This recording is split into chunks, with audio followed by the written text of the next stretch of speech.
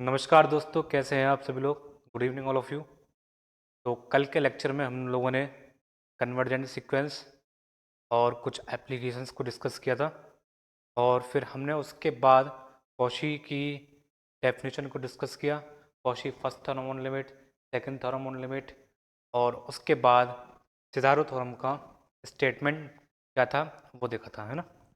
तो last time हम monotone convergence theorem को भी डिस्कस करके गए थे इसी के साथ, और हमने इसमें डिस्कस किया था कि अगर कोई भी सीक्वेंस बाउंडेड अबव है और उसके साथ अगर वो इंक्रीजिंग हो जाती है तो वो तुरंत कन्वर्जेंट हो जाएगी, और अगर बाउंडेड बिलो के साथ वो क्या हो जाए, डिक्रीजिंग हो जाए, तो वो तुरंत सीक्वेंस क्या हो जाएगी, कन्वर्जेंट हो जाएगी। और उनके जो कन्वर्जिंग पॉइंट होंगे वो सीक्वेंस के सुप्रीमम और इन्फीमम होते हैं। ठीक, तो आज के काम को स्टार्ट करते हैं। आज के काम को स्टार्ट करने से पहले हम एक और थ्योरम करेंगे। उस थ्योरम का नाम है सैंडविच थ्योरम।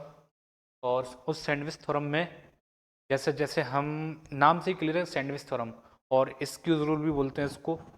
ठीक, स्क्यूज मतलब नींबू को निचोड़ना जैसे, और सैंडविच जैसे आपके पास कोई सैंडविच है, आपके पास उसके नीचे की लेयर है, ऊपर की लेयर है, बीच में क्या होता है, हमारा बेस होता है।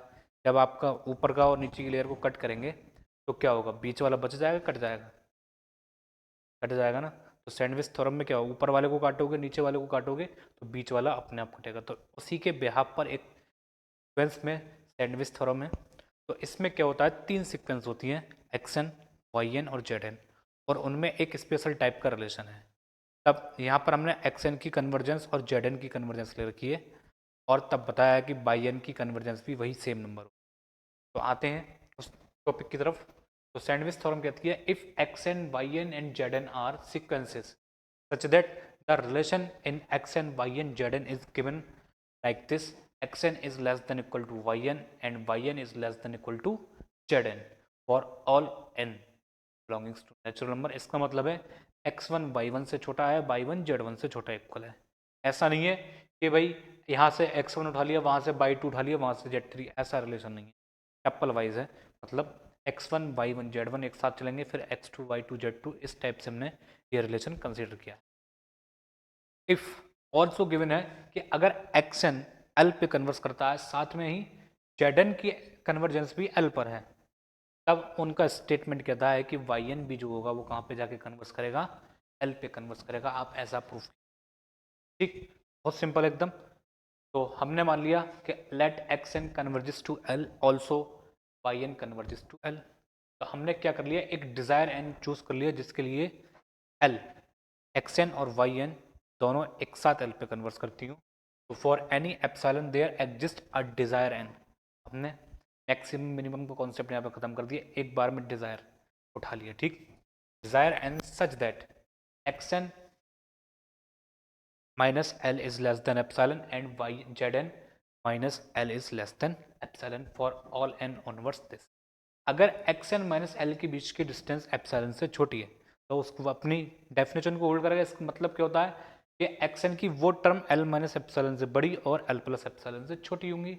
ऐसे ही सेम किसके लिए ट्रू होगा, जेड एन के लिए ट्रू। तो जेड एन की वो टर्म एल माइनस एप्सिलॉन से बड़ी और एल प्लस एप्सिलॉन से छोटी होंगी। बट हमें दिया क्या है स्टेटमेंट में कि x n is less than equal to y n is less than equal to z n. हमने इनको यूज कर लिया, और हमने क्या करा, फिर ये वाली इक्वेशन वन को अपनी तरफ से यूज करके इसमें कंबाइन कर, सही है। तो अब एक्स एन से छोटा कौन है, l minus epsilon. Z n से बड़ा कौन है, एल प्लस एप्सिलॉन। लेकिन ये वाली बात कब ट्रू है, जब ऑल ऑन ऑनवर्ड्स एन है ना, वो सारे इंडेक्सेस जो कैपिटल एन से बड़े हैं उनके लिए ट्रू है। हमने बीच में से यहाँ से एक्स एन गायब कर दिया और जेड एन गायब कर दिया।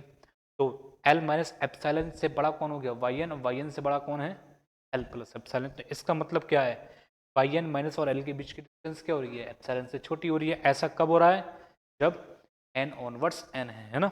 इसका मतलब क्या है, वाई एन एल पे कन्वर्स करता है। तो ये है हमारी सैंडविच थ्योरम। ठीक है, इतनी बात क्लियर है, आगे बढ़े। ये क्वेश्चन है, तो बहुत ही अच्छा क्वेश्चन है, बहुत ही सिंपल क्वेश्चन है। ठीक, इसमें करना क्या है, हमसे पूछा गया है कि जैसे जैसे n इन्फिनिटी की तरफ जाएगा आप उसके रेसिप्रोकल में भी पावर इन्फिनिटी करते रहिए। कहने का मतलब है आप सीक्वेंस इस तरीके से चलाना शुरू करेंगे, 1 की पावर 1/, ठीक, फिर 2 की पावर 1/, 3 की पावर 1/, n 4 की पावर 1/, ऐसे ही n की पावर 1। तो ये nth रूट ऑफ n है ना। जैसे हम nth रूट ऑफ यूनिटी बोलते हैं, ऐसे ये nth रूट ऑफ n है, नेचुरल नंबर। और लार्ज इन्फिनिटी पर आपको उसको बिहेवियर जाके चेक करना है। तब इन्होंने बताया है कि ये जो वैल्यू होगी डिक्रीज होती होती होती 1 तक पहुँचती इन्फिनिटी। ऐसा हमें प्रूफ करना है। तो अब हमें दिख रहा है कि भाई ये n की पावर 1/n है। तो हमारे दिमाग में तुरंत अपना रिजल्ट स्ट्राइक करा कि उस रिजल्ट में क्या था। देखिए जो हमारा कल रिजल्ट था वो कुछ ये था, if a n positive term होना चाहिए तब ये दोनों लिमिट क्या होंगी, आपस में बराबर हो जाएंगी, है ना। तो अब हमसे पूछा क्या है, ए एन की पावर 1/n पूछा है, लेकिन हम निकाल कर दें क्योंकि कल भी बताया था कि हमने कि भाई ये किस टाइप से हो जाएगा कि ए एन की पावर 1/n बराबर आएगी किसके, ए एन प्लस 1/an के। हमसे पूछा है ये और हम निकाल कर देंगे क्योंकि इन दोनों की लिमिट सेम आ जाएगी। तो हम इस रिजल्ट का यूज़ करेंगे, ठीक है। वापस आते हैं क्वेश्चन पर। तो हमने कंपेयर विद ए एन की पावर 1/n कर, ठीक। तो वहाँ से हमें किसकी वैल्यू मिल जाएगी, ए एन की वैल्यू मिल जाएगी। ए एन की वैल्यू मिलते ही हम क्या निकाल लेंगे, तुरंत ए एन प्लस 1 निकाल लेंगे। एन की जगह n प्लस 1 निकाल कर ए एन प्लस 1 का मान हमें, फिर क्योंकि सिंस वी नो दैट कि ये रिलेशन होता है, हमसे इसी की वैल्यू पूछिए ना, तो हम इसका लिमिट वैल्यू निकाल देंगे। तो ए एन प्लस 1 कितना है, +1, ए एन कितना है n, को डिवाइड करके सॉल्व करके आंसर कितना आ गया, यही प्रूफ करना था। क्लियर है बात, देख लीजिए एक बार, ठीक है। आगे बढ़े नेक्स्ट क्वेश्चन पर। नेक्स्ट क्वेश्चन कह रहा है कि show that this limit is 4/e। इसको करने के बहुत सारे तरीके और भी हैं। एक लिमिट एज अ सम की तरफ से भी है, कॉशी इंटीग्रल बर्टन टेस्ट बोलते हैं उसको, उससे भी कर सकते हैं। वो फाइनाइट इंटीग्रल के लिए होता है, ठीक है। फाइनाइट को कंसीडर करके उसमें लिमिट ले लेते हैं इन्फिनिटी, कोई दिक्कत वाली बात नहीं है, हम इससे भी कर देंगे। तो हमने इस क्वेश्चन को, ये काफ़ी टाइप से भी आ सकता है। जैसे उसमें एक टाइप ये है कि n+1 n+ से लेके n+n पावर 1/n पर रह जाएगी, और इसको वो क्या करता है, नीचे n छोड़। तो ये इसका दूसरा फॉर्म है। तो आप इस फॉर्म से पहले इसको इसमें कन्वर्ट करेंगे, क्वेश्चन वाली फॉर्म, ठीक है, तब जाके ये क्वेश्चन सॉल्व होती है। ठीक है, तो इसमें n की पावर से मल्टीप्लाई और n की पावर से डिवाइड कर देंगे, और n की पावर 1/n दोनों में कॉमन हो जाएगी, तो n की पावर n क्या हो जाएगी, उसमें स्प्लिट हो जाएगी। एक तरीका तो ये है। एक तरीके में क्या करता है, ये अलग अलग n से भाग कर देता है, इस तरीके से कर देगा, इनमें 1+1/n, ठीक है, 1+n, और ऐसे करता हुआ n+n/, क्या लास्ट में इसको कितना बना देगा, 2 लिख देगा। तो आप इसको जज कर ही नहीं पाएंगे कभी भी, ये क्या पूछा है, और उसकी इसकी लिमिट यहाँ पे n+1/n, n+n की जगह कितना लिख देगा, आप कभी निकाल ही नहीं पाओगे, गैस ही नहीं कर पाओगे क्या दिया है। तो ये इसके कुछ स्पेशल फॉर्म्स हैं, इस टाइप के भी वो बन के आ सकती है। जर्नली पूछने वाला डायरेक्ट इसी में पूछ लेता है कि इतना प्रूफ कर दो बस एग्जाम में, सही है। तो हमने इसका कंपेयर कर लिया विद ए एन की पावर 1/n, क्योंकि ऊपर कितनी पावर दे रखी है हमें, दिख रही है 1/n दे रखी है, तो उसी से हमने कंपेयर कर लिया, तो वहाँ से ए एन निकल आया, तो nth टर्म निकल आई हमारी। उसके बाद हमने क्या किया, ए एन प्लस 1 निकाल दिया, n की जगह कितना लगा देंगे, n+1 लगा देंगे, तो n+1 किस में कन्वर्ट हो जाएगा, n+2 में, n+2 किस में कन्वर्ट हो जाएगा, n+3 में, ऐसे ही n, n+1 और n, ठीक है। इससे पीछे की टर्म क्या होंगी, इससे पीछे की टर्म होंगी, क्योंकि ये जो टर्म है एक एक यूनिट के डिफरेंस पे बढ़ रही है। तो ये जो लास्ट टर्म है हमारी वो कितनी है, 2n+2, तो उससे पीछे कितनी टर्म होगी, 2n+1, के पीछे कितनी होगी 2n, ठीक है। तो n+n को हम कितना लिख सकते हैं इनडायरेक्टली 2n तो लिख ही सकते हैं ना। फिर अब हमारे पास वही रिजल्ट an की पावर 1/n किसके बराबर होगा, लिमिटिंग वैल्यू an+1/an के बराबर होगा, है ना। तो वही हमने इसमें यूज़ कर लिया और इसमें ये वैल्यू ले जाके लगा दी, सबको सिंप्लीफाई कर दिया और ये लास्ट में जाके वन की पावर इन्फिनिटी की फॉर्म बनेगी। आप उसका लिमिट वैल्यूशन निकालेंगे तो ये ई आ जाएगा निकल के, ऊपर से 4, तो आंसर कितना आ जाएगा। Thus we can say that this limit is 4/, ठीक है। आप देख लीजिए स्टेप में क्या करा है, n+2 से लेके ऑन n+n तक, यहाँ तक की सारी टर्म कैंसिल आउट हो जाएंगी, तो केवल और केवल यहाँ से n+1 बचेगा, यहाँ से 2n+1, यहाँ से 2n+2 बचेगा। उनमें से हमने क्या ले लिया है, 2n कॉमन ले लिया दोनों में से, और एक n की पावर n ये बचेगी। तो जब यहाँ से और इसमें से भी n कॉमन ले लिया तो n की पावर n+1 और इसका भी n कॉमन ले लिया है, तो ये n की पावर जितनी दोनों ऊपर नीचे कैसी हो जाएंगी, कॉमन हो जाएंगी, कैंसिल आउट हो जाएंगी। उसके बाद n टेंडिंग होगा, हम वो सॉल्व करके देंगे और आंसर अपना कितना आ जाएगा, ऑन ई आ जाएगा। क्लियर है बात, बताइए, क्लियर है बात। तो आगे बढ़े, नेक्स्ट क्वेश्चन है, ये बहुत ही अच्छा क्वेश्चन है। तो ये जो क्वेश्चन है वो हमारा Cauchy first theorem on limit के ऊपर बेस्ड है। तो पेपर में आप उसको करने के लिए एक जो अभी हमने पिछले सबसे पहला क्वेश्चन स्टार्ट करा था ये वाला, इसको आपको इसका यूज़ करना पड़ेगा। तो आपको ये पहले प्रूफ करके दिखानी पड़ेगी कि लिमिट 1 होती है, उस क्वेश्चन में ये यूज़ होगी। तो मैंने डायरेक्ट यूज़ कर ली अपनी, ठीक है। ये क्वेश्चन है, तो अब हमें सिंपली दिख रहा है कि भाई A1 होगा, ये A2 होगा, ये A3 होगा, ये AN है और उसके नीचे N है। अर्थमेटिक मीन की लिमिट पूछी गई है।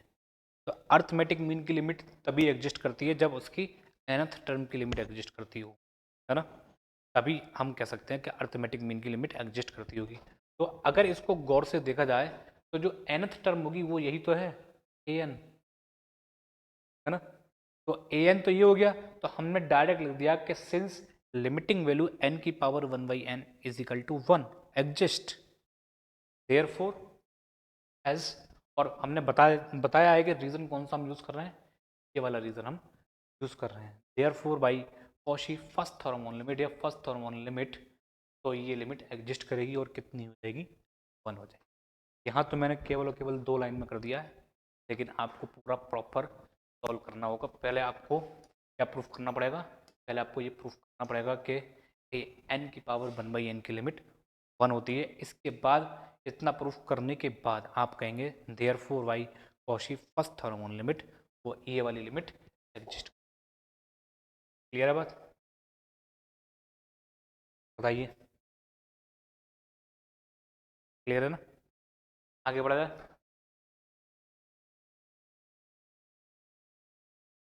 आगे बढ़ते हैं। ये कह रहा है show that the sequence Sn is defined by S1 is equal to √2 and the general structure of Sn is given by Sn+1 is equal to 2 into √Sn, then show that this sequence converges.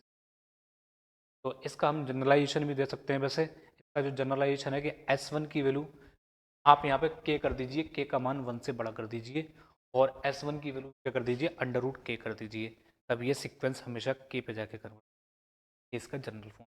यहाँ पर particular value दे दिए, exam में पता नहीं 2 की जगह 3 रख दे, 7 रख दे, 5 रख दे, वो जो भी रख दे आप उसका आंसर निकाल सकते हैं इजीली, बिल्कुल सेम मैनर में हमें ये करना है क्वेश्चन, ठीक है।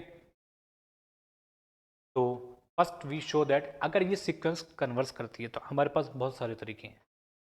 तो या तो आप कन्वर्जेंट की डेफिनेशन लगा दीजिए एप्सिलॉन वाली और नेचुरल नंबर फाइंड कर दीजिए और उसके करस्पॉन्डिंग। अब हम वो लगाएं कैसे, हमें यही नहीं पता इसका लिमिट पॉइंट क्या है, तो वो तो डेफिनेशन लगने से रही है। अब इसमें वो तो नहीं लगेगी ना, उसके लिए हमारे पास एल का होना वो जरूरी है, एल हमें पता ही नहीं है। यहाँ तो चलो इन्होंने बोल दिया कि भाई कन्वर्जेस टू 2 है, तो आप कह दोगे कि भाई L2 हो गया, ठीक है। अगर वो बोलता है कि show that this sequence converges and find its limit, तब तब तो एल नहीं पता ना आपको, तब क्या करेंगे, तब हम इस प्रोसेस को फॉलो करेंगे और उस प्रोसेस में हम मोनोटोन कन्वर्जेंस थ्योरम का यूज़ करेंगे। उसका स्टेटमेंट कहता है अगर सीक्वेंस इंक्रीजिंग है तो बाउंडेड अबव होनी चाहिए, अगर डिक्रीजिंग है तो बाउंडेड लो होनी चाहिए। तो सबसे पहले हम यही चेक कर लेते हैं कि ये सीक्वेंस इंक्रीजिंग है या डिक्रीजिंग। ठीक, उसके लिए हमने शुरुआत करी S1 इज इक्वल टू √2। तो √2 की जो वैल्यू है, चलो हमने यहाँ पे बाउंडेड प्रूफ कर लिया, उससे कोई फर्क नहीं है ना, उससे भी कोई फर्क नहीं पड़ेगा, इंक्रीजिंग बाद में चेक कर लिया है हमने। ठीक है, तो S1 इज इक्वल टू √2 और √2 की जो वैल्यू रहेगी वो तो छोटी रहेगी, क्योंकि √2 की वैल्यू कितनी होती है 1.4 समथिंग होती है, और ये 2 से तो छोटा रहेगा, कोई दिक्कत नहीं। तो S1 जो है वो 2 से छोटा रहेगा, कोई दिक्कत नहीं है। हमने दोनों तरफ क्या कर दिया, 2 से मल्टीप्लाई कर दिया। ठीक, तो 2 into S1 is less then 2 into 2 का मतलब डेफिनेटली 4 हो गया, वो इक्वल टू 4 दोनों तरफ। अब सिंस पॉजिटिव पावर है, अगर x and y are positive then and x is greater than y, तब x की power n is greater than y, एक रिजल्ट होता है। वही रिजल्ट इसमें डायरेक्टली, तो दोनों तरफ पॉजिटिव पावर लेने पर n क्या है, n पॉजिटिव होना, ठीक, कोई भी पॉजिटिव पावर हो बस पॉजिटिव होनी चाहिए, चाहे फ्रैक्शन में कितनी भी सही। ठीक है, तो √2 S1 इज लेस देन √4, मतलब अब ये क्या बन गया, जब यहाँ पर आप n इजिकल टू 1 रखेंगे तो ये बनेगा S2 और ये बनेगा S1, तो यानी कि इनडायरेक्टली ये क्या बन गया S2 भी किससे छोटा रह गया 2 से, तो S1 भी 2 से छोटा और S2 भी 2 से छोटा। तो हमारे दिमाग में मैथमेटिकल इंडक्शन आने लगा, तो हमने मान लिया कि मान लो कि Sn भी 2 से छोटा है, अगर Sn प्लस 1 2 से छोटा हो गया तो ये बात मैथमेटिकल इंडक्शन से सभी के लिए ट्रू हो जाएगी, है ना। तो Sn को हमने मान लिया अपनी तरफ से 2 से छोटा है, तब हमारा टारगेट क्या रहेगा, Sn प्लस 1 किससे छोटा रहेगा, 2 से छोटा रहेगा। उसके लिए सिंस अब Sn प्लस 2 तो छोटा है ही है पहले से, तो 2 into Sn is equal to 2 into 2, बिल्कुल यही वाला कॉन्सेप्ट उठा लिया, जैसे S1 और S2 को छोटा दिखाया और दोनों तरफ पावर कर दी अंडर रूट में, और Sn प्लस 1 किससे छोटा हो गया, therefore we can say that तो sequence is bounded above by 2 and below by 1, दोनों तरफ से बाउंडेड है, तो देयरफॉर ओवरऑल हम क्या कह सकते हैं, ये सीक्वेंस बाउंडेड है। क्लियर है, अब बाउंडेड है फिर तो हो गई, अब भी हो गई और बिलो भी हो गई, तो अब इंक्रीजिंग या डिक्रीजिंग में से कोई एक भी हो गया तो अपना काम हो गया। सही है, इंक्रीजिंग डिक्रीजिंग चेक करने जाते हैं। नाउ टू शोइंग दैट, हमने डायरेक्ट बता दिया है कि ये इंक्रीजिंग ही होगी, तो जरूरी नहीं है कि आप लिखो ही कि पहले बोल दो, हम इसको प्रूफ भी कर रहे हैं साथ में।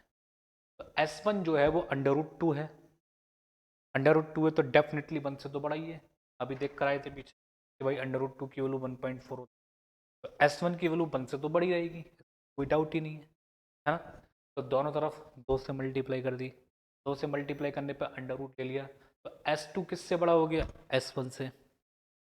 क्लियर है बात, तो S1 1 से बड़ा और S2 S1 से बड़ा हमने मान लिया, फिर इसमें 2 से मल्टीप्लाई करके S3 S2 से बड़ा आ गया, तो हमारे दिमाग में फिर से वही मैथमेटिकल इंडक्शन, ये मान लेते हैं कि भाई Sn प्लस 1 Sn बड़ा है Sn माइनस 1 से, तो Sn प्लस 1 से बड़ा होगा Sn से बड़ा होगा, अगर ऐसा शो कर दिया हमने तो by using mathematical induction, the concept of mathematical induction, Sn क्या हो जाएगी, इंक्रीजिंग सीक्वेंस हो जाएगी। तो वही हमने प्रूफ कर दिया कि Sn क्या है, एक इंक्रीजिंग सीक्वेंस है। अब इंक्रीजिंग भी हो गया और बाउंडेड भी हो गया, तो हम किस चीज़ का यूज़ कर लेंगे यहाँ पर, अब मोनोटोन कन्वर्जेंस थ्योरम का यूज़ कर लेंगे। मोनोटोन कन्वर्जेंस थ्योरम क्या कहती है, अगर कोई भी सीक्वेंस इंक्रीजिंग है और आगे से बाउंड हो जाए तो वो कन्वर्जेंट हो जाएगी, है ना। तो therefore by monotone convergence theorem sequence converse करेगी। अब तो कहाँ कन्वर्स करेगी, तो मान लिया हमने Sn L पे कन्वर्स करती है, तो Sn प्लस 1 कहाँ जाएगी, वो भी L पे जाएगी, तो एक टर्म का ही तो गैप होगा बस। Sn कहाँ से चलना स्टार्ट होगी, Sn यहाँ से चलना स्टार्ट हो रही है, ठीक, तो Sn प्लस 1 कहाँ से चलना स्टार्ट होगी, Sn प्लस यहाँ से चलना स्टार्ट होगी, इतना फर्क होगा बस, और कोई फर्क नहीं होगा। तो दोनों जाएंगी कहाँ पे, दोनों L पे जाके ही कन्वर्स करेंगी, यस और नो। तो दोनों ही नंबर एल पे जाके कन्वर्ट कर जाएंगे। तो therefore l is equal to under root 2 equal, ठीक, दोनों तरफ स्क्वायर कर दिया तो एल की वैल्यू या तो 0 होगी या 2 होगी। अब सीक्वेंस की पहली टर्म ही 1 है, 1 से बड़ी है और इंक्रीजिंग है, तो एल क्या कभी 0 पे जा सकती है? नहीं जा सकती। तो since sequence is positive term and increasing, सही है, thus we can say that L is equal to 2। Clear है बात? तो वही हमने इसका जनरलाइजेशन कर दिया है और कुछ, ठीक है, क्लियर है बात एकदम? आगे बढ़े नेक्स्ट क्वेश्चन की ओर। नेक्स्ट क्वेश्चन, अब वो इनटू में था, ये प्लस में है, इतना ही फर्क है और करने का तरीका बिल्कुल सेम है, कुछ भी चेंज नहीं है। यहाँ पर आप के की वैल्यू कोई भी 1 से बड़ी लिख दीजिए, ये जो सीक्वेंस है वो पॉजिटिव रूट ऑफ दिस जाके कन्वर्स प्रूफ, ठीक, कोई दिक्कत नहीं है। हमारे पास S1 हमें गिवन है, हमने S2 निकाल दिया अंडर रूट के प्लस, सही है, सिंस के प्लस 1 किससे बड़ा है? 1 से बड़ा है, पहले ही बोल के चला है वो, के की वैल्यू 1 से बड़ी है, तो दोनों तरफ स्क्वायर रूट ले लिया।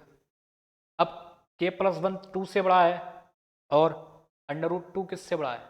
1 से बड़ा, तो यानी कि S2 किससे बड़ा हो गया? S1 से बड़ा हो गया। तो हमारे दिमाग में क्या घूमा, भाई ये भी इंक्रीजिंग होनी चाहिए, है ना, कोई बात नहीं, दोनों तरफ फिर से के जोड़ लिया, तो दोनों तरफ के जोड़ने के बाद फिर से वही रिजल्ट x की पावर n, y की पावर n और n पॉजिटिव वाला हमने यहाँ पे यूज़ कर लिया, तो S3 S2 से बड़ा हो गया। तो अब तो पक्की श्योरिटी हो रही है धीरे धीरे करके कि भाई Sn क्या रहेगी हमारी, इंक्रीजिंग रहनी चाहिए। मैथमेटिकल इंडक्शन की तरफ चले गए हमने लेट कर लिया कि Sn बड़ा है Sn माइनस, तो ये ट्रू है बात। अब हम कितना प्रूफ करेंगे कि Sn प्लस 1 किससे बड़ा होगा? फिर Sn से बड़ा होना चाहिए, है ना। तो दोनों तरफ के जोड़ दिया हमने इस वाली इक्वेशन में, तो स्क्वायर पावर लेके Sn plus 1 is greater then Sn, तो मोनोटोन इंक्रीजिंग हो गई। अब बाउंडेड हो दिखा दे, काम हो जाएगा अपना। बाउंडेड दिखाने के लिए हमने अब S1 की वैल्यू 1 या 1 से बड़ी है, एक्चुअली में तो 1 से बड़ी है, तो और लेकिन किससे छोटी रहेगी? के प्लस 1 से छोटी रहेगी, क्योंकि के की वैल्यू कितनी है? 1 से बड़ी है, तो ऑब्वियसली तो के प्लस S1 क्या रहेगा? अंडर रूट, सॉरी, के प्लस S1 किससे छोटा रहेगा? बताइए, दोनों तरफ के जोड़ दिया इसमें, इतने हिस्से में, तो 2k प्लस 1, दोनों तरफ पावर ले ली। अब ये चीज़ जो रहेगी वो k प्लस 1 से छोटी रहेगी, कैसे? आप इसके बारे में सोचिए, कैसे ये k प्लस 1 से छोटी हो जाएगी एकदम, ये सोचने लायक है। कैसे होगी बताते हैं। हमने क्या करा इसमें, के स्क्वायर जोड़ लिया और एक के स्क्वायर घटा लिया, इसका मतलब क्या है कि के प्लस 1 के स्क्वायर में से के स्क्वायर घटाने के बाद बनी है ना। अगर हम इस के स्क्वायर को गायब कर दें तो ऑब्वियस है कि ये चीज़ जो है वो के प्लस 1 से छोटी, यहाँ से हमने तो डायरेक्ट लिखा, ठीक है। तो यानी कि S2 किससे छोटी हो गई? के प्लस 1 से। तो by mathematical induction we can say that कि Sn भी किससे छोटी रह जाएगी? के प्लस 1 से छोटी रहेगी। इसका मतलब क्या है, अब 1 से बड़ी इक्वल रहेगी, तो Sn कैसी सीक्वेंस है? बाउंडेड सीक्वेंस, ठीक। तो इंक्रीजिंग हम दिखाई चुके थे, बाउंडेड ये हो गई, तो बाई मोनोटोन कन्वर्जेंस थ्योरम से Sn कन्वर्जेस, और उसकी लिमिट हमने L L मान ली, दोनों तरफ L is equal to under root L plus के, तो पॉजिटिव रूट ऑफ, तो L को हमने x बना दिया और कुछ नहीं किया है। तो सिंस Sn इंक्रीजिंग है तो वो converges to the positive root रहेगी, क्योंकि नेगेटिव रूट जो होगा वो छोटा हो जाएगा, और सीक्वेंस इंक्रीजिंग है तो पॉजिटिव रूट पे जाएगी, ठीक है। तो इस तरीके से पहला क्वेश्चन हमारा क्लियर है बात? बताइए, आगे बढ़ा जाए नेक्स्ट क्वेश्चन की ओर। नेक्स्ट क्वेश्चन बहुत ही अच्छा क्वेश्चन है, ये भी एक बहुत अच्छा क्वेश्चन है। ये कह रहा है show that the sequence an defined by a1 is equal to 1 and an plus 1 is equal to 4 plus 3a into an divided by 3 plus। अब ये इस सीक्वेंस को